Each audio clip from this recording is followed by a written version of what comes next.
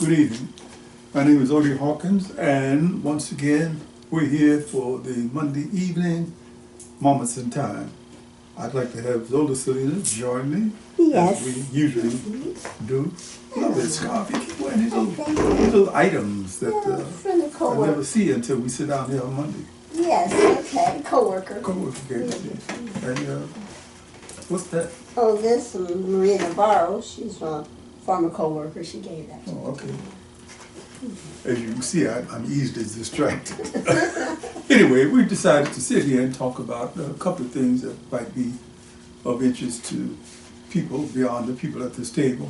Mm-hmm. And one of them is a celebration we went to on Sunday afternoon at the Watchtowers Art Center. Mm-hmm. It was called a libation ceremony for a very good friend, wonderfully talented person named S. Pearl Sharp. Mm-hmm. I got to know, how well did you know?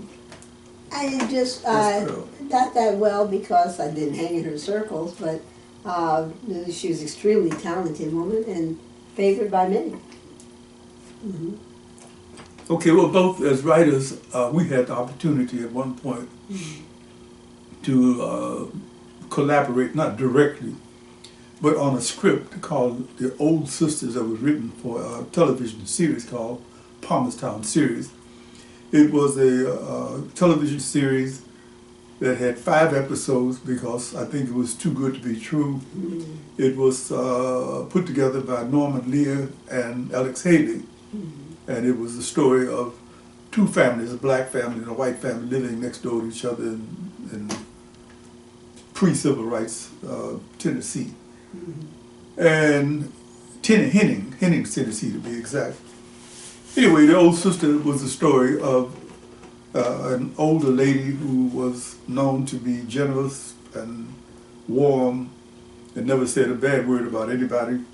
And what they did, so I was told by Alex Haley, who was from that place, was that periodically, about once every 25 years, they would pick some member of the community to honor her with the title Old Sister. Oh, nice. Yeah, Old Sister. There was no, Mm-hmm. they didn't give out a golden horse or anything like that, but from that point on, as I understand, she still had to pay her rent, and she had to Right, okay. do whatever. But she was honored. She was honored. Okay. She was known from that Her point character was recognized. on as Old Sister. Mm-hmm. I got the feeling, and you got the photos to prove it, that when the people at the Watchtowers Art Center started, especially the black women, when they started dancing, oh, incidentally, the music was carried on by a group of female drummers, black female drummers. That she played with. They said That she played, yeah, she was part of that. She was part of that. Right. Yeah, she was part of that. Mm-hmm. It was a joyful occasion. I don't. A true celebration of life. A real celebration of life. The kind of thing that you'd like to happen to you. Anyway, I think that was what acted as the catalyst for bringing us to this moment. And we started talking about characters and what determines one person's character as opposed to another person's character. And it evolved into a conversation about the relationship between people. And we wound up, of course, since this is America and everything seems it has an undercurrent of race attached to it somehow, we started talking about how could different racial groups have a better relationship with each other. We stopped the conversation before the filming started in order to make it fresh. Right. And now you can talk. Well, what do you think? My thing is that I think people are the way they are because they don't know each other. And they don't get to appreciate the diversity in each other's cultures. Well, wait a minute, I'm going to play devil's advocate here. Might it be possible that if you got to know each other better, you would hate each other even more? That is a possibility, but I think, you would not associated because, you know, like when you were in, was it Switzerland? Not Switzerland, where were you? When you went with Maryland? Spain. Spain and... Well, Mexico. Okay, and Mexico, some other place, Amsterdam? Okay, yeah. Okay, and Yeah. people had not been interacting at that time with the many black people. And so they got to judge a whole race. Sweden. Sweden, thank you. All right, thank you. Got to judge a whole race basically by knowing you. Yeah. Okay, and that often is the case, that we represent, or we tend to represent whatever culture or race we come from. And so we should put forth our best effort to not be the ugly American. Okay. Or to be Bebe's kids. Yeah. Okay. Okay, that has to do with us, African Americans. I would sort of shave it around the edges to say that I think we would have better racial relationships, and we do, whenever white people, I'm not talking about all white people, but whenever white people in general decide to behave themselves. I know it sounds like a kind of a stern sort of pointing of the finger, but all I can see as I look around after having had enslaved ancestors and having had every indication by the ruling class in America, which is white people, or previously was white people, having had that experience, and it has not, by large, been a good one. Okay, having had that experience with those people who have been negative and unfeeling and almost just downright cruel.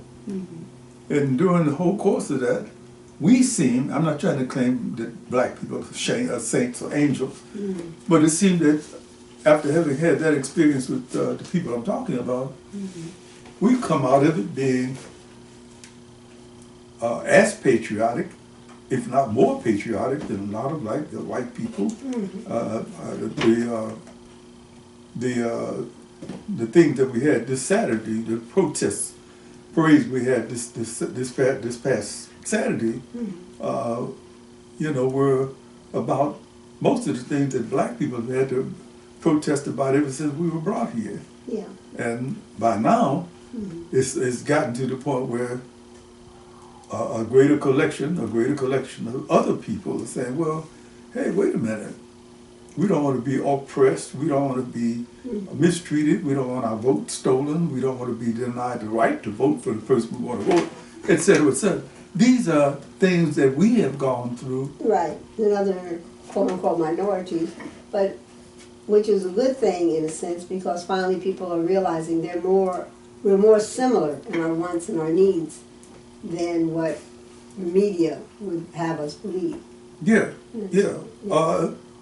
In terms of racial relations, I saw something happening with the George Floyd. I don't know if it was a protest or was what would you call it? When the people marched in, it was protest. It was a protest, the injustice of his death. It was a protest against injustice. Okay.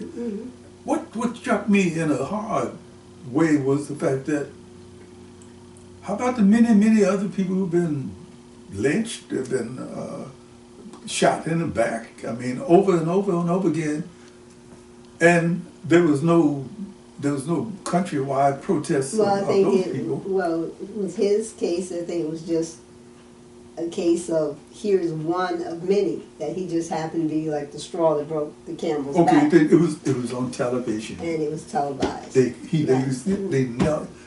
Chauvin kneeled on his back on television. Right. That's and I mean, when people think, when we as a people, black people, think of slavery, we don't think about the beatings and the living quarters or anything like that. And probably that's because of the day-to-day dealings that we have to deal with to move forward in our current life, that we don't always think about what our ancestors went through. But we realize the injustice that they went through. And more people, because the people, when truth is spoken to a situation, people can see the injustice going on. You know. So having said that, you think it means that once the truth is out, it's perceived to be... If it's presented truthfully. Truthfully? If it's presented truthfully, honestly, you know, to where even a child could understand. Okay, well, okay, I buy it. Let's move on a little bit concerning personal relationship, because I know you've had a background in family law. And what makes a successful relationship between married people?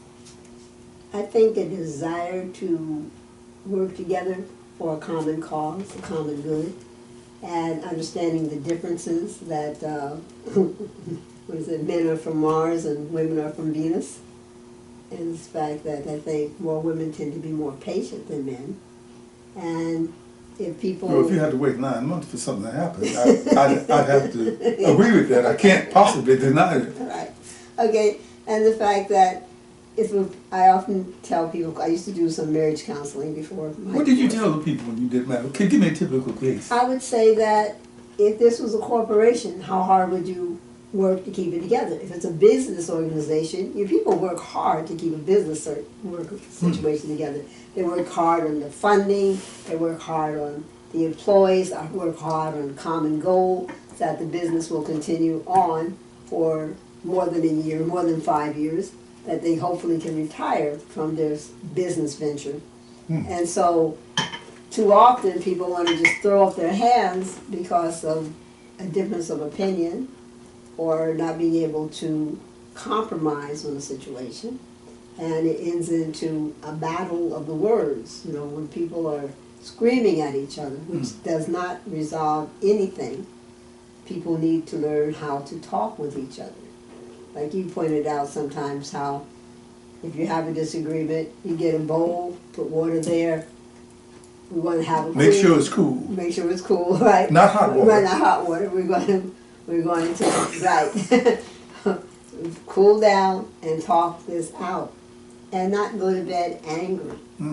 That's very important because all that does is wound, you know, causes scars inside. And sometimes those scars will never get healed. That you just go on, move forward while you're still in pain. Well, wait a minute. Since women are from Venus and men are from Mars, as you say, I fully believe that. I've known a lot of Martians in my day. Oh boy. Men do that. But if that is really the case, it seems like you have two people speaking two different languages. And how can you ever resolve that to get to the point that you're talking about? It's the yin and yang. It's the yin and yang of the situation. You need one. Yeah, explain that. That there's a little bit of man in each woman and a bit of woman in each man, in a sense, that of understanding, of being compassionate. I can see some man and a woman, but it'd be hard for me to see some... Oh, I see we're talking about... Yes, okay. Oh, sorry. Okay. Moving on. I was about to get a little way with that. No. Yeah, I kind of. Yeah, right. You know, and looking at it, you know, was it the thing? If you know, put on my moccasins, type of thing. You put on my moccasins and walk that mile, type of thing, from each other's point of view. And too often we tend to look at our point of view. What is important to us is only important to us, and we say, well, you should feel that it's important to you. Yes, you should value your partner's perspective, and your partner should value your perspective. And that's what's very important, and that's what helps a marriage, which is one of the hardest relationships besides being parent and child. Yeah. Okay, it's one of the hardest relationships to go forward. That, you know how to talk to each other. You know, my prayer is constantly, may I know what to say and how to say it, know what to do and how to do it, and have the wisdom and the ability to follow through. Okay, how do you talk to a child? Let's say we haven't got to that other thing about characters in books yet. Right. But you have a son who is, father, I can determine a perfect human being. I mean, I'm sure must have faults that I don't know anything about. But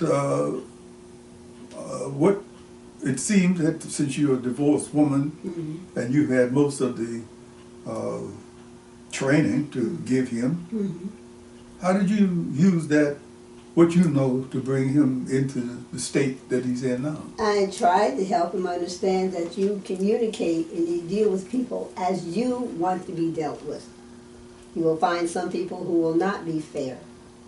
Okay, but that does not justify your not being fair. You have to always value your own feelings and value your own, what you believe is the right thing to do.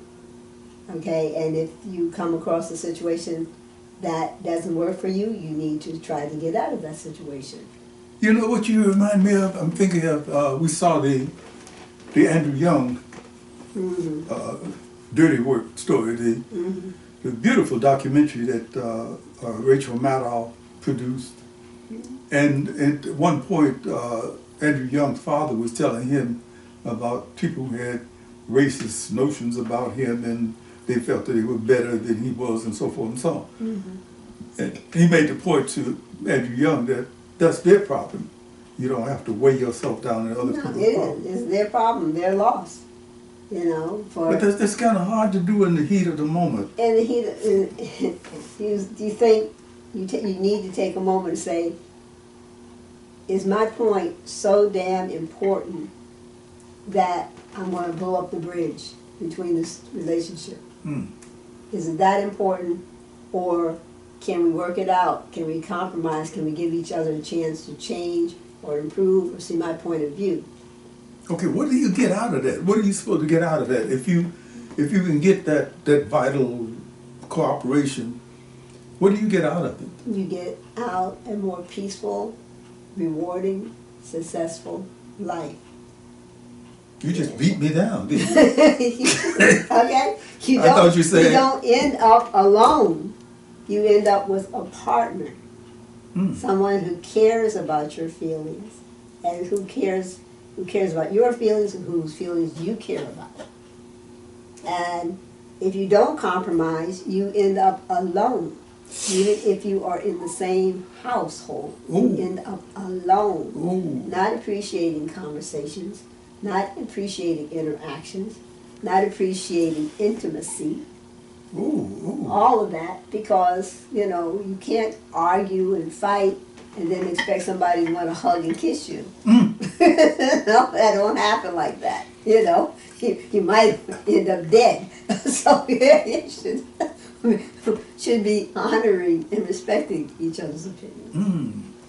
Yeah, I remember a friend of mine was talking about what it felt like to have those hot grits poured on him in the middle of the night. He didn't know he was coming. He thought he was eating breakfast. Then well, in the times of family law, I understood there was a case where a man kept going out and he would, you know, dealing with other women and coming home and then beating his wife. And he beat her and she had gone to iron the clothes after the beating. And she was putting away the iron when she was looking at his feet hanging up there on the couch and him laying in a drunken stupor. And she decided she needed to iron his feet. She straightened out his soul. Yes, she did. Straightened out his soul. Yes, she did. And oddly enough, after that, he didn't want to go out running off for other women. I can imagine. It must be really hard for her. You know, and we should never want the situation to come to that point. Okay, we should be good to each other and for each other and know what to say and care about each other. Yeah. Anyway, so I'd ask you about your characters. You know, I know you have an intimate relationship with your characters that you write. I would want to categorize it as intimate. I would characterize it intimate. Okay. You know, I mean, if as a woman, when I look up and my husband has left our bedroom for his desk, I think it's because his characters are calling him. That bad? Yes. Oh. And I don't mind. I said, you know where he's at. He's with them. Okay? And you know their names, you know their personalities. It's more They're alive not to all you. women either. Well, yeah, and it's more alive to you than often people that I would introduce you to, especially when I was working. You wouldn't remember their names because you have so many characters you have to remember. Okay, well, Elaine Tremona said something to us at the reunion down at the Department of Justice. Oh, congratulations, Lance Winters, on your retirement. And all those retirements. And all those. I'll toast to that. Elaine Tremona said something that was very interesting. She said, you know, Odie, how do you keep track of all these people? I can't, you know, she was talking about how difficult it was for her to create, you know, all of these different characters and these people show up and so forth and so on. Which I thought was an interesting comment from her because she was so creative in the workspace, you know, or is so creative in the workspace and dealing with actual facts and making them sense and making them understandable to a multitude of folks. Okay, so. Well, okay, I started off trying to tell her in the beginning, I started off as an incredible liar. And I think, I'm not saying I was a liar for malevolent reasons. No. It was just a natural part of the creation process. At the time when I was at my really best, working at the Chicago Post Office. Hi guys. And I was always telling somebody some kind of story who was working next to me because we were doing such a boring job. You sit in front of a case and you're throwing mail.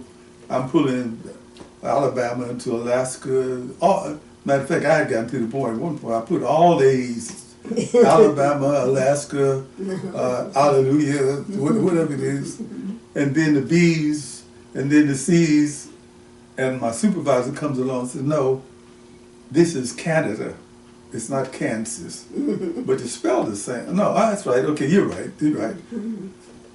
But my friends who were taking such pleasure in my company because I could entertain them, like my friend Tom. Hi, Tom. I know you're retired.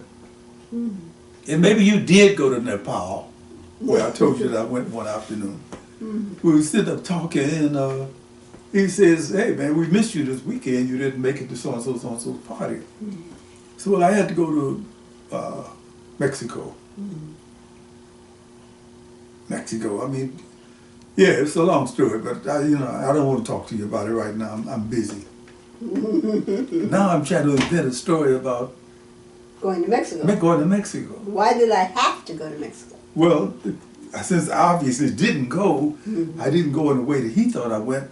The way I went was through a documentary that was done about the great bullfighter Carlos Orusa, who's a Mexican bullfighter, and I had gotten hold of the story through reading everything I could get my eyes on.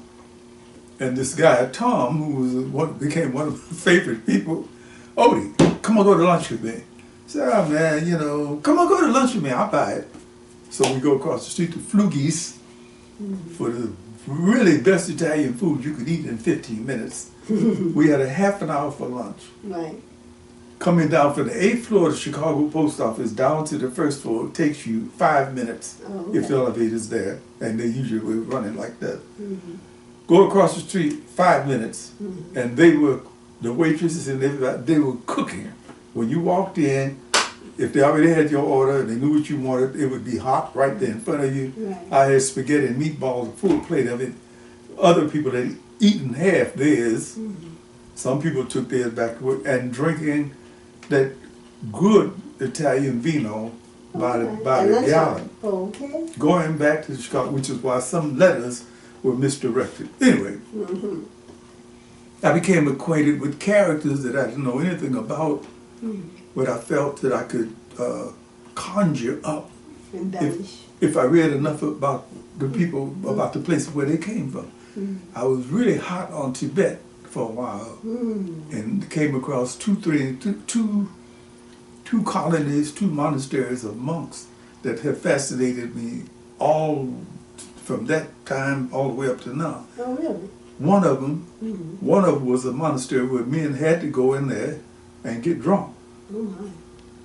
Every morning. They were drinking something, Tibetan beer called Chang.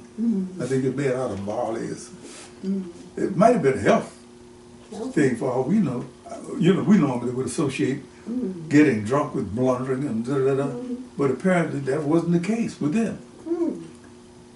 So, you know, that opened my mouth. The other one was this particular Tibetan group of monks who had learned how to do intercontinental walking. They could start off Lhasa. Lhasa was the capital of Tibet at the time before the Chinese took over. And they would walk from this place to 300 miles away in a day. Wow. And when, you know, I read the fact this was the reliable reporting of a great old explorer who said, I saw it. We were standing up on the mountain here, and monk Lasha, whatever his name was, we could see him walking. He was taking steps that seemed to take a mile at a time. Okay. I could visualize it. I could just see that. So I'm telling my friend Tom, for example, and there were other people too. I got acquainted with this walking regime, this walking experience, like meditating and going way beyond yourself. And I think I'm going to go there next week. Say, hey, man, you ain't got no time off. You use up all your sick time. But there are different ways to go there, Tom. I could think myself there. And he said, really? And I said, come on, man, let me buy you lunch. So he would be one of these people who waited me for the check-in. And what happened? Like, when? When did you know, when you told me, oh, I couldn't make it, man. I had to. Something else came up. Something else came up. Yes, like reality. So. Darn reality every now and then coming up like that. But I look at that as the beginning, and it was fun. You know, okay, since then, I'm down to be involved. Oh, yes. So you have established something of an interesting relationship, old man, young man. Old man, young man. Old man, young man. Bronx, Zanzibar. Right. Okay. He's also known as Wayne. But you guys are doing something unusual. You're trying to create some music that is more cultural to African Americans than the regular Chinese music or Asian music that is played with Tai Chi. And you brought up the concept that maybe Tai Chi or doing the exercise would be more palatable for people if they were doing it to their own cultural music. Say, if you're into country music, doing it to some country tune. If you're a hillbilly, doing it into hillbilly. If you're into classical, doing it into Wagner or something. And so that the form is so important health-wise. That if you're not into Asian music, that maybe you'd be more open to doing the form if it was done. You nailed it. You nailed it. I would make like only a few alterations. One of the reasons why we're doing this outreach is to determine whether or not this might be culturally offensive. It's not like somebody wanted to put blackface on in order to sing the blues, anything like that. But as you say, we started talking about it. He's a saxophonist, I'm a percussionist. And we've listened to, the two of us, we've been doing Tai Chi for maybe a total of 50 years altogether. Brock has only become involved in Tai Chi recently, but he's a talented musician and a very sensitive one. So when we sit down and talk about the concept, I refer him to the occasion when you have brought Miles Davis to Kind of Blue. Yeah. to the Tai Chi class, and it was well received. I mean, I've heard It people. has just the right tempo. That you I forget which one it is. It's Kind of Blue. Kind of Blue. Yeah. Kind of Blue. I mean, Yeah. da, da, da, da, da, da. Yeah, and so it really fits with the form. But then that makes me remember when you were doing capoeira in Ghana, and they wanted to sing songs Yeah. in Ga to Yeah. the capoeira, so, it's not so unique. It's far-fetched, concept. Yeah. The idea of taking cultural facets and redesigning them, I think works if the intention is good. Sincere, yeah. I think you talked to Eve about changing some. Oh yeah. Okay, we talked up in Oakland. I was in the Capoeira Angola class, taught by Master Timba Mashama, A Timba, and there were several people in the class. One of them stands out. He was a gospel singer, and he was always, promoting the idea why couldn't we sing some African American gospels rather than Portuguese songs. Okay, if you know capoeira music, most of the music is in Portuguese, but there is also some Nago slipped into it, which is Yoruba. And it never caught on very much because not a lot of people knew a lot of gospel music. That would go with capoeira, Yeah, but the hand clapping and all of that, was a part of it. We had that happen on Sunday when the hand clapping became polyrhythmic. Right. That was really a nice occasion. It was a very spiritual occasion, very beautiful indeed. Which, you have all those personalities in a room and all coming together as one. They came together as one. Well, okay, we're going to have to bring this to an end at this point. So, encourage our audience to, what is it they say, a life unexamined. This is not worth living. Right, and so a relationship, whatever your relationship is with your partner, your husband, your wife, examine it and see how you can improve it. Because it will not only be beneficial to your partner, your mate, but it'll also be beneficial to you. Not only that, you might also take a peek at one of these books that I've written. Ah, yes. And you might find some of what we're talking about in one of those books. Yes. So his website is www.odiehawkins.com, and books can be purchased on Amazon, or just Google Odie Hawkins and it'll pop up where you can purchase his books. And I'm sure you'll enjoy the multitude of characters that are in Odie Hawkins' books. Hey, it's time for us to get on up out of here. Namaste. I got to go back to my characters. Namaste. I'm coming! I'm coming! Wait! Just a minute, I'll be there! My God, you people are impatient. Be nice to them. They're nice to you.